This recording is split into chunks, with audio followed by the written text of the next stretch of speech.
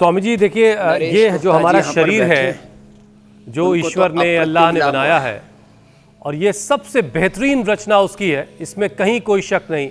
आपसे भी हमने बार बार सुना। और ऐसा कैसे हो सकता है कि उसने इसमें कोई अलर्ट सिस्टम ना लगाया हो, कोई सिग्नलिंग का प्रोसेस ना बनाया हो। लेकिन दिक्कत ये है कि शरीर हमें बार बार बीमारियों का सिग्नल देता है और हम उसको इग्नोर कर देते हैं, उसकी परवाह ही नहीं करते। और उसमें भी सबसे जो गलत बात है वो ये है कि थोड़ी सी दिक्कत अगर किसी को होती है तो फ़ौरन लाओ भाई कोई दवा खा लेते हैं, या फिर उसका तनाव ले लेते हैं, स्ट्रेस लेने लगते हैं। जबकि कोई प्रॉब्लम अगर होने वाली हो तो हम खुद सिस्टम देखकर बीमारियों की पहचान कर सकते हैं, जो सिम्टम्स हैं बीमारियों के उसके ज़रिए। और आज हम आपके सामने शरीर के अलग अलग हिस्सों में वक्त वक्त पर दिखने वाले अलग अलग लक्षणों, अलग अलग परेशानी की बात करेंगे, और उससे जुड़े हुए जो अंग हैं उनको कैसे ठीक रखा जाए, ये हम स्वामी जी से जानेंगे। लेकिन सबसे पहले ज़रा पसीना बहाने वाला सेशन हो जाए, उसके बाद फिर मैं सवाल स्वामी जी के सामने रखूँगा। तो देखो, एक तो भुजंगासन, फिर थक जाएं तो थोड़ा सरभासन, और इसमें जो समर्थ हैं उनको ये हनुमान दंड, साधारण दंड या हनुमान दंड या विश्व दंड, ये तो 10-10 बार ऐसे करनी ही करनी है।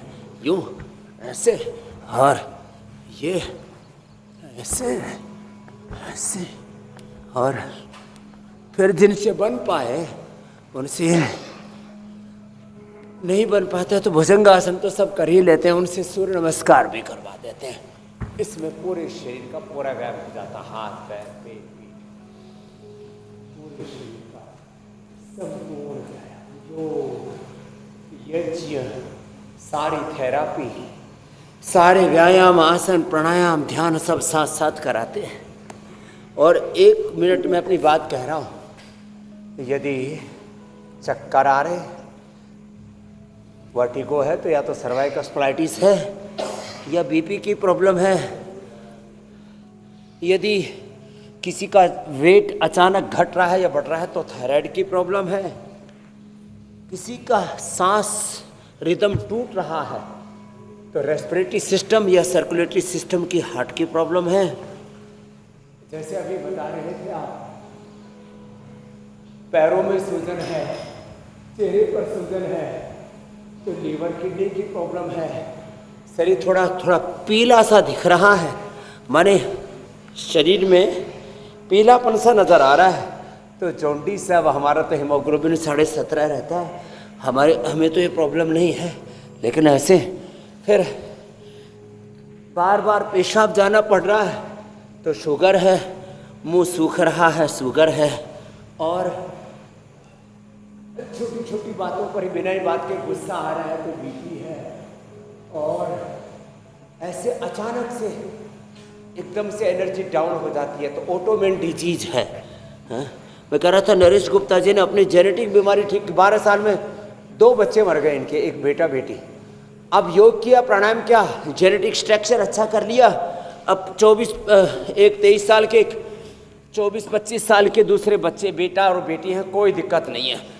आप अपना पूरा जेनेटिक करेक्शन कर सकते हैं। इसके लाइव एग्जाम्पल जो है ये करना है हमारे नरेश गुप्ता जी। फिर देखो पैरों की भी टेस्टिंग कर रहे थे ना आप, एक तो ये और एक ये, मैं रोज कहता हूँ ये 2 तो कर ही लिया कर, और इन 2 के साथ यदि ये भी हो जाए फिर तो बात ही क्या है, यूँ और यूँ, तो पूरे पैरों की टेस्टिंग हो गई ऐसे।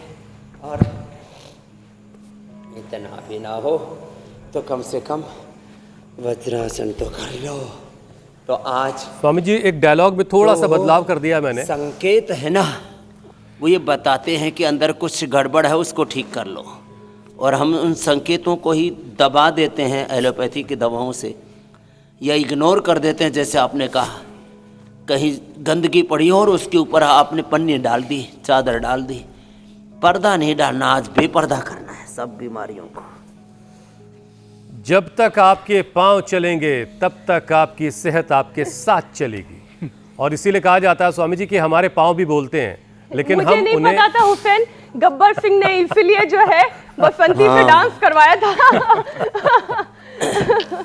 खैर ये तो मजाक की जब तक बात तेरे है। पाँव चलेंगे तब तक उनकी सांस चलेगी। तो सांसों का रिश्ता पाँव से है। वैसे ये बड़े गब्बर साहब भी बड़े काबिल आदमी रहे उस जमाने के भाई।